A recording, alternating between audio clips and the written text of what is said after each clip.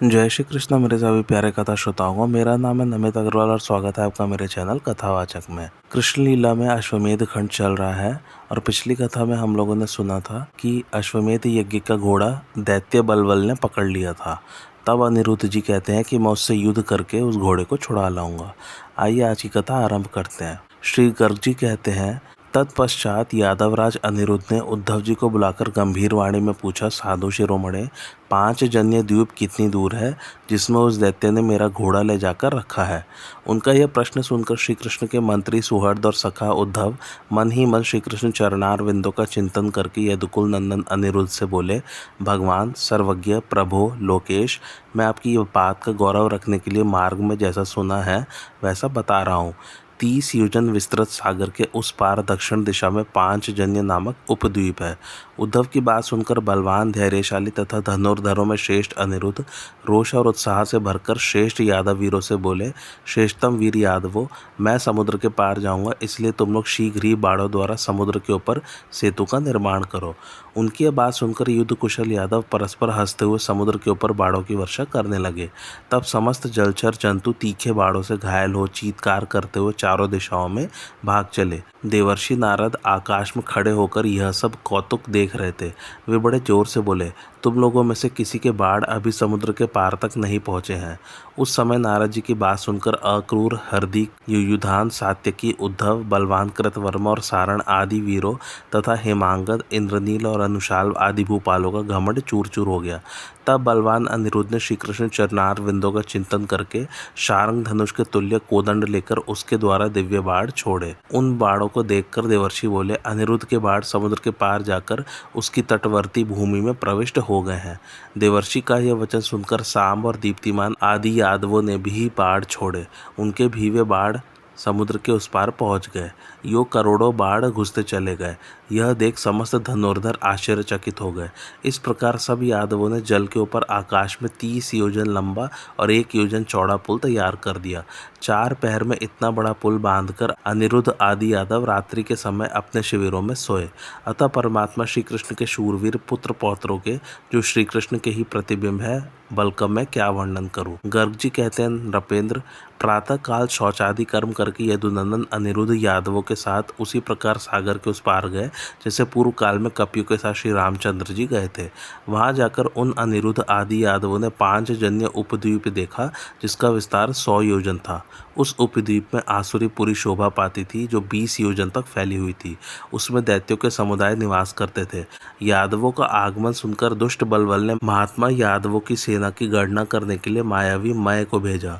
उसने तोते का रूप धारण करके वहां जाकर सब यादवों को देखा और लौटकर अत्यंत विस्मित हो पुरी के भीतर बलवल से कहा, दैत्यराज, बलवान वृष्णिवंशी योद्धाओं की गणना कौन कर सकता है, जहां वे प्रद्युम्न पुत्र अनिरुद्ध लाख लाख करोड़ सैनिकों के साथ सुशोभित है। समस्त यादव समुद्र के ऊपर बाड़ों से सेतु का निर्माण करके तुम्हारे ऊपर चढ़ आए हैं। राजन, देखो, उनकी सेना देवताओं को भी विस्मय में डालने वाली है। दैत्यराज, मैं बूढ़ा हो गया परंतु आज तक सागर के ऊपर बाड़ों का बना हुआ पुल न तो देखा था और न सुना ही था। आज तुम्हारे सामने ही यह देखने को मिला है। रघुकुल शिरोमणि श्री राम ने पूर्व काल में लंका के निकट जो सेतु निर्माण किया था वह पत्थरों और वृक्षों से बनाया गया था और उनके नाम के प्रताप से पानी के ऊपर प्रस्तर ठहर सके थे। वह सारा सेतु मैंने प्रत्यक्ष देखा था, परंतु आज जो देखा है वह तो बहुत ही अद्भुत है। पूर्व काल में श्री कृष्ण ने कंस आदि तथा शकुनी आदि दैत्यों को युद्ध में मारा था और समस्त राजाओं को परास्त कर दिया था। श्री कृष्ण तो साक्षात भगवान है। पूर्व काल में ब्रह्मा जी के प्रार्थना करने पर वे अपने भक्तों की रक्षा के लिए गोलोक से भूमि पर पधारे हैं। वे दुष्ट पापियों का विनाश करने के लिए कुश स्थली में विराजमान है। इसलिए अनिरुद्ध आदि महाबली समस्त श्रेष्ठ यादव भीषण, बक तथा अन्य नरेशों को परास्त करके यहाँ आए हैं। श्री कृष्ण के पुत्र पौत्र तथा जाति भाई श्रेष्ठ यादव आकाश को भी जीतने का हौसला रखते हैं, फिर भूतल पर विजय पाने की तो बात ही क्या है। अतः बलवल, तुम मरने से बचे हुए दैत्यों की भलाई और अपने कुल की कुशलता के लिए अनिरुद्ध को घोड़ा लौटा दो। देवद्रोही दैत्यों को सुख मिले, इस उद्देश्य से अनिरुद्ध को घोड़ा देकर श्री कृष्णचंद्र का भजन करते हुए तपस्या से प्राप्त हुए अपने राज्य को भोगो। इस प्रकार शुभ वचनों से समझाए जाने पर भी बलवल श्री कृष्ण से विमुख हो लंबी सांस खींचकर मय से रोषपूर्वक बोला, दैत्य, तुम बिना युद्ध के ही कैसे भयभीत हो रहे हो और मेरे सामने ऐसी बात बोल रहे हो जो शूरवीरों के लिए हास्यजनक है। तुम बुढ़ापे के कारण बुद्धि और बल दोनों से हीन हो गए हो, इसलिए इस समय मैं तुम्हारी बात नहीं मान सकता। यद्यपि श्री कृष्ण साक्षात भगवान है और ये यादव श्री कृष्ण के ही वंशज है, तथापि मैं शिव जी का भक्त हूँ। मेरे सामने ये क्या पुरुषार्थ करेंगे, इसलिए तुम भय न करो। तुम्हारी मायाएं कहाँ चली गई? मैं तो तुम्हारे सहारे ही युद्ध करने जा रहा हूँ। अनिरुद्ध बड़े शूरवीर है तो क्या हम लोग शौर्य से संपन्न नहीं है? मेरे रहते इस भूमंडल में यादवों का यह बड़ा भारी गर्व क्या है? मेरे धनुष से छूटे हुए सायकों द्वारा अनिरुद्ध अपनी वीरता के गर्व का फल प्राप्त करे। दैत्य प्रवर आज रणभूमि में मेरे तीखे बाण मानी अनिरुद्ध को उसके कवच छिन्न-भिन्न करके रक्त से लथपथ कर देंगे। आज योगिनियों के झुंड मनुष्यों की खोपड़ियों से जी भरकर रक्तपान करे। वैरियों के कच्चे मांस को चबाकर आज महाकाली संतुष्ट हो जाए। अपने महान कोदंड से करोड़ों भल्लों की वर्षा करते हुए मुझ वीर के बाहुबल को समस्त सुभट प्रत्यक्ष देखे। बलबल की यह बात सुनकर महाबुद्धिमान मायावी मय श्री कृष्ण के महात्म्य को जानने के कारण उस मदांध दैत्य से इस प्रकार बोला, जब तुम रण क्षेत्र में श्री कृष्ण के पुत्रों एवं यादवों को जीत लोगे, तब तुम्हें परास्त करने के लिए श्री कृष्ण अथवा बलराम यहाँ पदार्पण करेंगे। मय की बात सच्ची और हितकारक थी तो भी काल पाश से बंधे हुए उस महादैत्य ने उसे सुनकर भी नहीं स्वीकार किया, उल्टे वह रोष से जल उठा। बलबल ने कहा, बलराम और श्री कृष्ण मेरे शत्रु हैं। समस्त वृष्णिवंशी यादव मेरे वैरी हैं। जिन्होंने मेरे मित्रों को मारा है, मैं उन सबको मौत के घाट उतार दूंगा। यहाँ यादवों का वध करके पीछे मैं भी यज्ञ करूंगा और उस यज्ञ के दिग्विजय प्रसंग में मैं द्वारकापुरी पर विजय पाऊंगा। मैं बोला, दैत्यराज घमंड न करो, यह काल रूपी घोड़ा तुम्हारे नगर में आया है। अब तक मरने से जो बच गए हैं उन महान असुरों को मरवा डालने के लिए ही इसका यहाँ पदार्पण हुआ है। असुरेश्वर, अनिरुद्ध के समस्त बाण इसी क्षण तुम्हारी पुरी को छिन्न भिन्न तथा शूरवीरों से हीन कर डालेंगे, इसमें संशय नहीं है। जिन्होंने हिरण्याक्ष आदि दैत्यों तथा रावण आदि निशाचरों को काल के गाल में भेजा था, वे ही श्री कृष्ण यदुकुल में अवतीर्ण हुए हैं, ऐसा मैंने सुना है। इस छोटे से राज्य के अभिमान में आकर तुम उन्हें नहीं जानते हो। मेरे कहने से घोड़ा अनिरुद्ध को दे दो, यह हमारे लिए युद्ध का समय नहीं है। बलबल बोला, मैं तुम्हारी बात समझता हूँ। तुम यादवों के साथ युद्ध नहीं करोगे, इसलिए पूर्व काल में जैसे रावण का भाई विभीषण श्री राम के पास चला गया था, उसी प्रकार तुम भी अनिरुद्ध के पास चले जाओ। बलबल की यह बात सुनकर मायावियों में श्रेष्ठ मय ने वहां अपने मानसिक दुख को दूर करने के लिए इस प्रकार विचार किया। पूर्व काल में वैर भाव से भगवत चिंतन करने के कारण बहुत से निशाचर और दैत्य बैकुंठ धाम को जा पहुंचे। अतः जो भी उस भाव को अपने हृदय में स्थान देता है, उसकी अवश्य उत्तम गति होती है। ऐसा विचार करके मायासुर ने सहसा उस महान असुर से कहा, बलबल, तुम महान वीर हो, अब मैं तुझे युद्ध से नहीं रोकूंगा। तुम रणभूमि में जाकर युद्ध करो और अपने सहायकों से यादवों को मार डालो। अब मैं भी तुम्हारे कहने से संग्राम भूमि में जाकर युद्ध ही करूंगा। ऐसा कहकर बलबल को हर्ष प्रदान करता हुआ मायासुर मौन हो गया। तब ऊर्ध्वकेश, नद, सिंह और कुशांब आदि 4 मंत्रियों ने अत्यंत कुपित होकर बलबल से कहा, दैत्यराज, पहले हम लोग समस्त श्रेष्ठ यादवों का वध करने के लिए युद्ध के मुहाने पर जाएंगे, क्योंकि हमें बहुत दिनों से संग्राम करने का अवसर नहीं मिला है। राजेंद्र, चिंता मत करो, हम लोग मय दैत्य के साथ रहकर कोटि कोटि मनुष्यों को क्षण भर में मार गिराएंगे। उन मंत्रियों का भाषण सुनकर बलबल को बड़ी प्रसन्नता हुई। उस रणकोविद दैत्य ने उन्हें युद्ध करने के लिए आज्ञा दे दी। श्री गर्ग जी कहते हैं, राजेंद्र, तदंतर ऊर्ध्वकेश आदि 4 मंत्री कवच बांधकर करोड़ों दैत्यों की सेना के साथ युद्ध के लिए नगर से बाहर निकले। वे सबके सब धनुर्धर तथा विद्याधरों के समान शौर्य संपन्न थे। लोहे का कवच बांधकर खड़ग, शूल, गदा, परिघ, मुदगर, एकग्नि, दशग्नि, शतग्नि, भुषुंडी, भाले, भिंदीपाल, चक्र, सायक, शक्ति आदि संपूर्ण अस्त्र शस्त्रों से सुसज्जित थे। हाथी, घोड़े, रथ, नीलगाय, गाय, भैंस, मृग, ऊंट, गधे, सुअर, भेड़िए, सिंह, सियार, बड़े बड़े गिद्ध, शंख, चील, मगर और तिमिंगल, इन वाहनों पर चढ़कर वे रणकर्कश दैत्य युद्ध के मैदान में उतरे। उस समय शंख और दुंदुभियों के नाद से, वीरों की सिंह गर्जना से और शतग्नियों की आवाज से धरती बार बार हिलने लगी। असुरों की ऐसी भयंकर सेना देखकर महेंद्र, कुबेर आदि सब देवता भयभीत हो गए। जिन्होंने अनेक बार भूतल पर विजय पाई थी, वे बलवान यादव भी दैत्यों की सेना देखकर मन ही मन विषाद का अनुभव करने लगे। पहले प्रद्युम्न ने राजसूय यज्ञ के अवसर पर चंद्रवती नगरी में जो यादवों के प्रति नीति और धैर्य बढ़ाने वाली बात कही थी, वह सब प्रद्युम्न कुमार ने पुनः उनके समक्ष दोहराई। यह सुनकर यादवों ने तुरंत अस्त्र शस्त्र उठा लिए। उन्होंने जीते जाने और मांगने की अपेक्षा मौत को श्रेष्ठ माना। फिर तो दैत्यों का यादवों के साथ उस पांचजन्य नामक उपद्वीप में घोर युद्ध होने लगा, ठीक उसी तरह जैसे पहले लंका में निशाचरों का वानरों के साथ युद्ध हुआ था। वहाँ युद्ध में रथियों के साथ रथी, पैदलों के साथ पैदल, घोड़ों के साथ घोड़े और हाथियों के साथ हाथी सभी आपस में जूझने लगे। उस महासमर में कितने ही मतवाले हाथियों ने अपने शुंड दंड से रथों को चकनाचूर कर दिए तथा घोड़ों और पैदल वीरों को मार गिराया। घोड़ों और सारथियों सहित रथों को सूंड में लपेटकर वे धरती पर गिरा देते और फिर बलपूर्वक उठाकर आकाश में फेंक देते थे। कितने ही छत विछत गजराज समरांगण से बाहर भाग रहे थे। उन्होंने कितनों को अपनी सुदृढ़ सूंडों से विदीर्ण करके दो पैरों से मसल डाला। वीर सवारों सहित घोड़े वहां दौड़ते हुए रथों को लांग जाते और उछलकर हाथियों पर चढ़ जाते थे। वे सिंह की भांति युद्ध में महावत और हाथी सवार को रौंदते जाते थे। महाबली अश्व उछलते हुए हाथियों की सेना में घुस जाते और उनके सवार खड़ग प्रहार करके बहुत से शत्रुओं को विदीर्ण कर डालते थे। नटों की भांति कभी तो घोड़ों की पीठ पर नहीं दिखाई देते और कभी दिखाई देते थे। कितने ही वीर खड़गों से घोड़ों के दो टुकड़े कर डालते और कितने ही हाथियों के दांत पकड़कर उनके कुंभ स्थलों पर चढ़ जाते थे। कितने ही घुड़सवार योद्धा भी तलवारों को बड़े वेग से चलाकर शत्रु सेना को विदीर्ण करते हुए बाहर निकल जाते थे, जैसे हवा कमलों के वन में समाकर अनायास ही निकल जाती है। उन दोनों सेनाओं में बाड़ों, गदाओं, परिघों, खड़गों, शूलों और शक्तियों द्वारा अद्भुत तथा रोमांचकारी तुमुल युद्ध होने लगा। उस युद्ध के मैदान में हाथी चिंगाड़ते और घोड़े जोर जोर से हिनहिनाते थे। बहुत से पैदल वीर हाय हाय करते और रथों की नियमिया घरघराहट पैदा करती थी। सेना के पैरों की धूल राशि से आकाश अंधा सा हो गया था। वहां समरांगण में कोई अपना पराया नहीं सूझता था।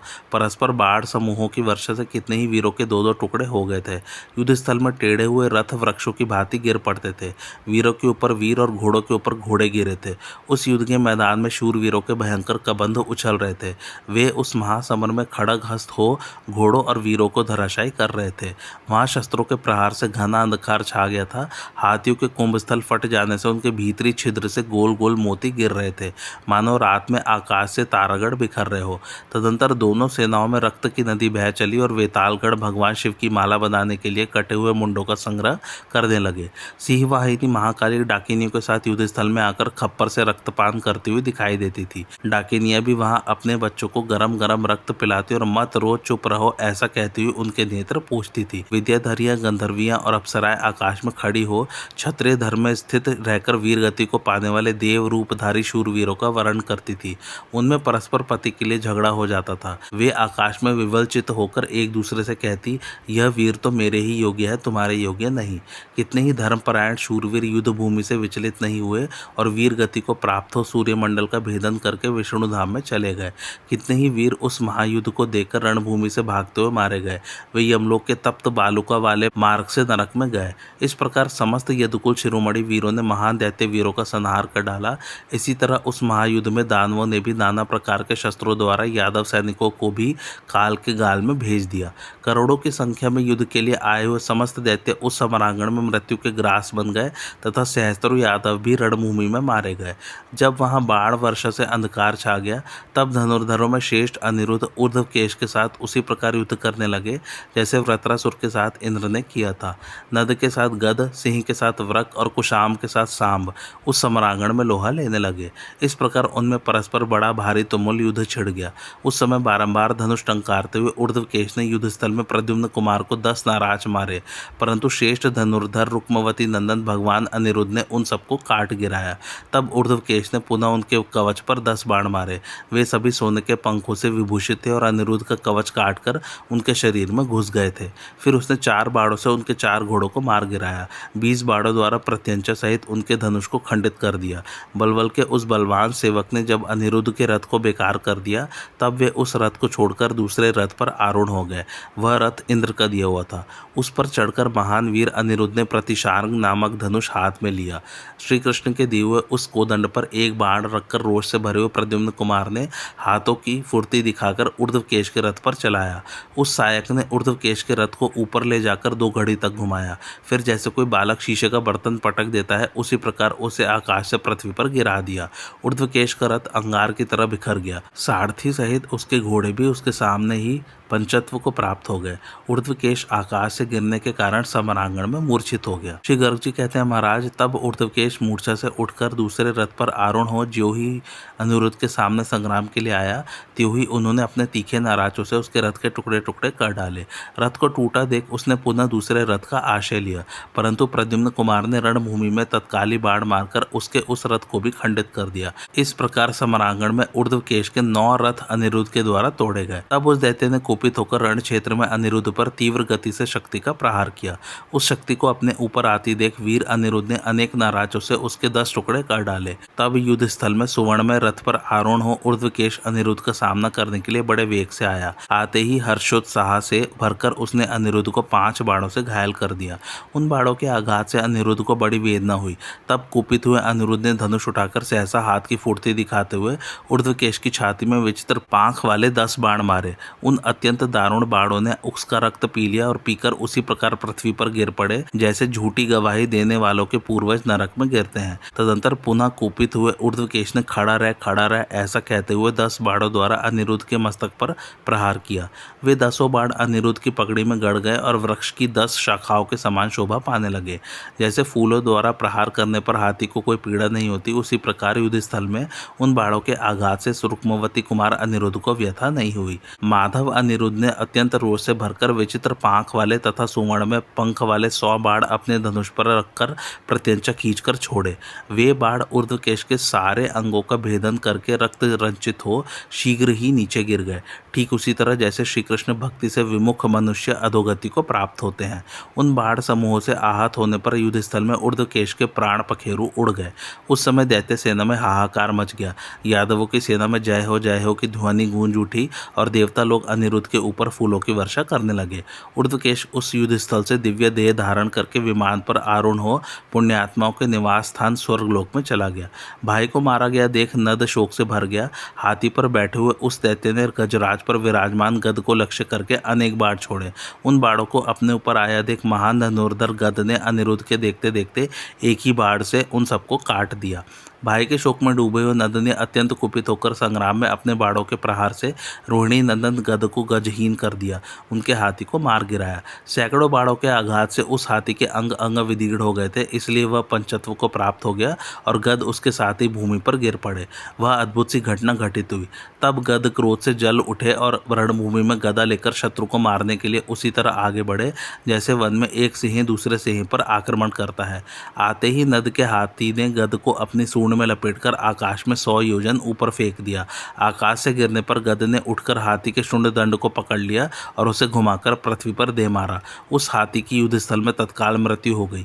यह देखकर महान असुर नद को आश्चर्य हुआ। उसने गद की प्रशंसा करके एक भारी गदा हाथ में ली और शीघ्र ही गदाधारी वीर गद को युद्ध के लिए ललकारा। इसी प्रकार गद ने भी दैत्य नद का अपने साथ संग्राम के लिए आह्वान किया। नद ने गद को उत्तर दिया, यादव तू मनुष्य है, अतः तेरे साथ युद्ध करने में मुझे लज्जा का अनुभव हो रहा है। भला तू कैसे मेरे साथ युद्ध करेगा? पहले तो मुझ पर प्रहार कर, पीछे मेरे प्रहार से तू जीवित नहीं रह सकेगा। यह सुनकर गद ने उससे उसी प्रकार बात की जैसे देवराज इंद्र ने वृत्रासुर से वार्तालाप किया था। गद बोले, दैत्य जो मुंह से बड़ी बड़ी बातें बनाते हैं वे कुछ कर नहीं पाते। जो शूरवीर हैं वे रणभूमि में डींग नहीं हाँकते हैं, अपना पराक्रम दिखाते हैं। यह सुनकर नद कुपित उठा। उसने गर्जना करते हुए अपनी भारी और विशाल गदा गद की छाती पर दे मारी। गदा की चोट खाकर भी वीरवर गद युद्ध भूमि में उसी प्रकार विचलित नहीं हुए जैसे मदोन्मत्त हाथी किसी बालक द्वारा फूल से मारे जाने पर उसकी कोई परवाह नहीं करता। दानव लज्जित हो गया था। उसकी ओर देखकर वीर शिरोमणि गद ने कहा, परंतप यदि तुम वीर हो तो मेरा भी एक प्रहार सहन कर लो। ऐसा कहकर गद ने गदा से उसके ललाट पर भारी चोट पहुंचाई। धर्मज्ञ नद ने भी कुपित होकर गद के कंधे पर गदा मारी। वे दोनों वीर गदा युद्ध में कुशल थे और इस प्रकार भारी आघात करते हुए एक दूसरे को मार डालने की इच्छा से गदा युद्ध में लगे रहे। दोनों परस्पर के आघात से खिन्न हो क्रोध से भरकर विजय के प्रयत्न में तत्पर रहे, परंतु वहां उनमें से कोई भी न तो हारता था और न उत्साहहीन ही होता था। भाल पर, कंधे पर, मस्तक पर, वक्षस्थल में तथा संपूर्ण अंगों में आघात लगने से वे लहूलुहान हो रक्त से भीग गए थे और 2 खिले हुए पलाश वृक्षों के समान दिखाई पड़ते थे। समरांगण में गदाओं द्वारा उन दोनों का महान युद्ध चल रहा था। उनकी दोनों गदाएं आग की चिंगारियां छोड़ती हुई परस्पर चूर चूर हो गई। तब उन दोनों गद यादव और नद दैत्य में घोर बाहु बाहु युद्ध होने लगा। उस समय रोष से भरे हुए बलराम के छोटे भाई गद ने नंद को अपनी बाहों से पकड़कर उसी तरह पृथ्वी पर दे मारा जैसे सिंहराज किसी भैंसे को पटक देता है। तब दैत्य ने गद की छाती में मुक्के से प्रहार किया। लगे हाथ गद ने भी उसके मस्तक पर एक बंधा हुआ मुक्का जड़ दिया। मुक्कों, घुटनों, पैरों, तमाचों और भुजाओं से वे दोनों एक दूसरे पर प्रहार कर रहे थे और दोनों ही रोष से अपने अधर पल्लव दबाए हुए थे।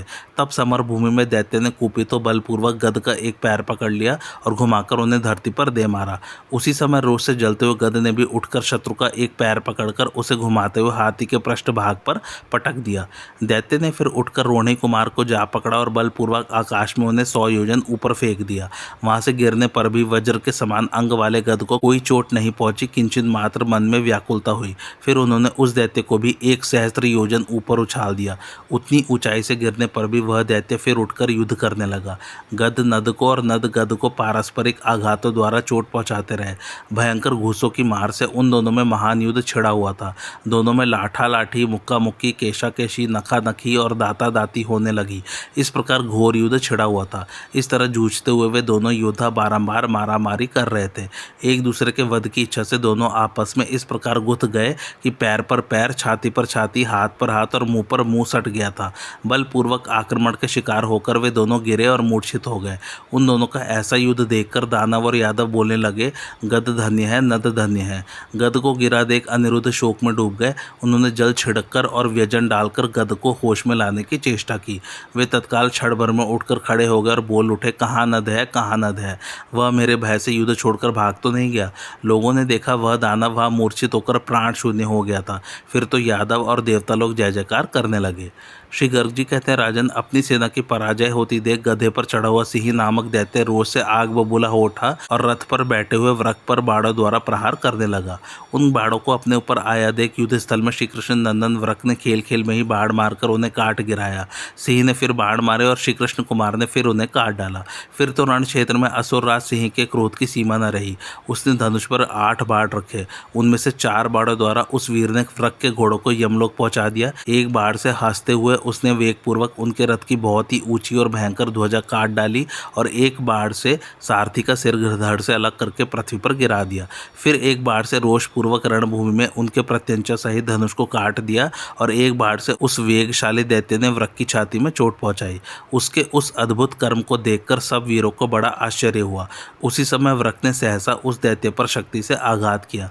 वह शक्ति उसके शरीर को छेद कर और गधे को भी विदीर्ण करके बाहर निकल गई। जैसे सांप बिल में घुस जाता है, उसी प्रकार वह शक्ति सिंह को घायल करके धरती में समा गई। गधा तो वहीं मर गया और दैत्य भी तत्काल पृथ्वी पर गिर पड़ा। परंतु पुनः उठकर दैत्य सिंह के समान जोर जोर से गर्जना करने लगा। उसने वृक के ऊपर एक शिखा रहित शूल लेकर चलाया। अपने ऊपर आते हुए उस शूल को वृक ने समरांगण में अपने हाथ से पकड़ लिया। फिर उसी शूल से अत्यंत कुपित हुए कृष्ण कुमार ने शत्रु पर आघात किया। सिंह का शरीर विदीर्ण हो गया। वह हाय हाय करता हुआ पृथ्वी पर गिरा और मर गया। उसी समय समरांगण में दानवों का महान हाहाकार प्रकट हुआ। देवताओं ने फूलों की वर्षा की और श्रेष्ठ यादव वीर जय जयकार करने लगे। तब क्रोध से भरे हुए कुशांब ने युद्ध के मैदान में रथ पर आरूढ़ हो शीघ्र आकर सांब आदि समस्त यादवों को अपने सहायकों द्वारा बींधना आरंभ किया। उसके बाड़ों से छिन्न भिन्न होकर बहुत से विशाल गजराज धराशायी हो गए। रथ उलट गए और युद्ध में बहुत से घोड़ों की गर्दनें कट गई तथा बहुत से पैदल योद्धा बिना सिर और भुजाओं के हो गए। इस प्रकार कुशांब अनेक वीरों को मारता काटता हुआ युद्ध भूमि में विचरने लगा। उसका ऐसा पराक्रम देखकर युद्ध कुशल जाम्बवती नंदन सांब ने युद्ध के लिए कुशांब को ललकारा। सांब बोले, वीर आओ और सहसा मेरे साथ युद्ध करो। दूसरे करोड़ों दीन मनुष्यों को डराने से क्या लाभ होगा। ऐसा कहते हुए सांब की ओर देखकर बलवान कुशांब हंसने लगे। उसने सांब की छाती में 8 बाण मारे। श्रीहरि के पुत्र सांब उसकी इस धृष्टता को सहन न कर सके। उन्होंने अपने कोदंड पर 7 बाड़ों का संधान करके उनके द्वारा उस शत्रुभूत दानव की छाती में गहरी चोट पहुंचाई। दोनों ही युद्ध के लिए रोषावेश से भरे थे और दोनों ही अपनी अपनी जीत चाहते थे। संग्राम भूमि में वे दोनों योद्धा स्कंद तथा तारकासुर के समान शोभा पाते थे। युद्ध स्थल में सांब ने कुशांब पर और कुशांब ने सांब पर आपस में सर्प सदृश बाड़ों की वर्षा आरंभ की। कुशांब ने अपने धनुष पर 100 चमकीले बाड़ों का संधान करके उनके द्वारा सांब को रथहीन कर दिया और उनके धनुष को भी काट डाला। जब धनुष कट गया, रथ टूट गया तथा घोड़े और सारथी मारे गए, तब सांब दूसरे रथ पर आरूढ़ हुए तथा कुपितो धनुष हाथ में लेकर बोले, दैत्य, ऐसा विशाल पराक्रम प्रकट करके अब तुम कहाँ जाओगे? क्षण भर संग्राम भूमि में ठहरकर मेरा उत्तम पराक्रम देख लो। ऐसा कहकर सांब ने अपने कोदंड पर एक उग्र सहायक का संधान किया और उसे दिव्य मंत्र से अभिमंत्रित करके कुशाम के रथ पर छोड़ दिया। उस बाढ़ से आहत तो कुशाम का रथ घोड़े और सारथी सहित अलाद चक्र की भांति भूतल पर चक्कर काटने लगा। चक्कर काटते काटते वह शीघ्र ही 1 योजन तक चला गया। रथ सहित दैत्य को घूमते देख जाम्बवती नंदन सांब के मुख पर हास्य की छटा छा गई और वे धनुष पर एक बाढ़ रखकर बोले, असुरेश्वर, तुम्हारे जैसे महान वीर जो देवेंद्र के तुल्य पराक्रमी है, स्वर्गलोक में रहने के योग्य हैं। इस धरती पर उनकी शोभा नहीं होती है। अतः मेरे इस दूसरे बाढ़ से रथ सहित तुम सदेह स्वर्ग में चले जाओ, यह तुम्हारे ऊपर मेरी बड़ी कृपा होगी। ऐसा कहकर सांब ने आकाश में पहुंचाने वाला दिव्यास्त्र छोड़ा। उस बाढ़ से रथ सहित कुशाम चक्कर काटता हुआ धरती से ऊपर को उठा और बहुत से लोगों को लांघकर सूर्यमंडल में जा पहुंचा। वहां पहुंचकर घोड़े और सारथी सहित उसका रथ सूर्य की ज्वाला में जल गया तथा उस दैत्य का शरीर भी तत्काल दग्ध होकर पृथ्वी पर आसुरीपुरी में बलबल के समीप गिर पड़ा। उस पापी दानव के गिरने और मर जाने पर समस्त दैत्य भयभीत हो हाहाकार करने लगे। उस समय यादवों की सेना में बार बार दुंदुभियां बजने लगी। देवता सांब के रथ पर सानंद पुष्प वर्षा करने लगे। श्री गर्ग जी कहते हैं, राजन, तदंतर सोने के सिंहासन पर बैठे और शोक में डूबे हुए दैत्य बलबल से मैं उसी प्रकार बोला जैसे कुंभ श्रुति अपने ज्येष्ठ बंधु से बात कर रहा हो। नरेश्वर, आज तुमने यादवों का बल देख लिया। दैत्य समूहों सहित तुम्हारे 4 मंत्री मारे गए। अब तुम्हारे नगर में प्रमुख लोगों में से तुम बचे हो और मैं। दैत्यराज, अब तुम्हारी जैसी इच्छा हो वैसा करो। बलबल बोला, अब मैं यादवों का शीघ्र विनाश करने के लिए रणभूमि में जाऊंगा।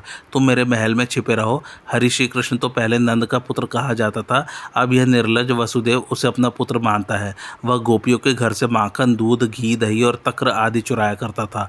रास मंडल में रस्सियां बंधकर नाचता था। अब जरासंध के भय से उसने समुद्र की शरण ली है। जिसने अपने मामा को मारा है वह क्या पुरुषार्थ करेगा?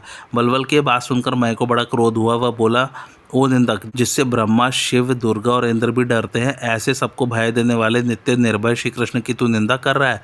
जो मूर्ख, अज्ञानवश और कुसंग के कारण श्री कृष्ण की निंदा करता है वह तब तक कुंभी पाक में पड़ा रहता है जब तक ब्रह्मा जी की आयु पूरी नहीं हो जाती। जिन्होंने चंडपाल और शिशुपाल की मंडली का खंडन किया है, जो दानवों के दल का दमन करने वाले हैं, उन परमात्मा मदन मोहन माधव का तू अपने कुल की कुशलता के लिए भजन कर। मैं का यह वचन सुनकर बलबल परम ज्ञान को प्राप्त हो गया। उसने क्षण भर विचार करके हंसते हुए से कहा। बलबल बोला, मैं जानता हूँ कि भगवान श्री कृष्ण संपूर्ण विश्व के पालक है। बलराम जी साक्षात भगवान शेषनाग है, प्रद्युम्न कामदेव के अवतार हैं और यहाँ आए हुए अनिरुद्ध साक्षात ब्रह्मा जी हैं। इन्हीं के हाथ से हमारा वध होने वाला है। यह सोचकर ही मैंने इस अश्व का अपहरण किया है। उनके बाड़ों से मारा जाकर यदि मैं मृत्यु को प्राप्त होऊंगा तो शीघ्र ही सुखपूर्वक भगवान विष्णु के परम पद को चला जाऊंगा। पहले भी बहुत से दानव तथा राक्षस वैर भाव से भगवान का भजन करके बैकुंठ धाम में जा चुके हैं, अतः मैं भी उसी वैर भाव का आश्रय ले रहा हूँ। ऐसा कह कवच धारण करके दानव शिरोमणि बलबल ने तुरंत ही अपने सेनापति को बुलाया और इस प्रकार कहा, सेनापति, तुम प्रयत्न पूर्वक ढिंढोरा पिटवाकर इस पुरी में मेरा यह आदेश प्रसारित कर दो कि वीरों में से जो लोग भी बच गए हैं वह अनिरुद्ध के साथ युद्ध के लिए चलें। जो मेरी आज्ञा नहीं मानेंगे वे बेटे अथवा भाई ही क्यों न हो, युद्ध किए बिना वध के योग्य समझे जाएंगे। बलबल का ऐसा आदेश सुनकर सेनापति ने गली गली और घर घर में डंका बजाकर बड़े वेग से उसकी आज्ञा घोषित कर दी। ढिंढोरे के साथ की गई इस घोषणा को सुनकर समस्त दैत्य भय से आतुर हो गए और शीघ्र ही सब प्रकार के अस्त्र शस्त्र लेकर वे बलबल के सभा भवन में आ गए। तब सबसे पहले सैन्यपाल लाख दैत्यों से घिरकर कवच और धनुष से सुसज्जित हो रथ के द्वारा नगर से बाहर निकला। दुर्नेत्र, दुर्मुख, दुस्वभाव और दुर्मद ये मंत्रियों के 4 पुत्र भी युद्ध के लिए निकले। आज की कथा यहीं समाप्त होती। कैसे लगी आप लोग को मेरी कथा मुझे कमेंट करके ज़रूर बताइए और मेरे चैनल कथावाचक को लाइक, शेयर और सब्सक्राइब जरूर कीजिए। Thanks for watching. धन्यवाद।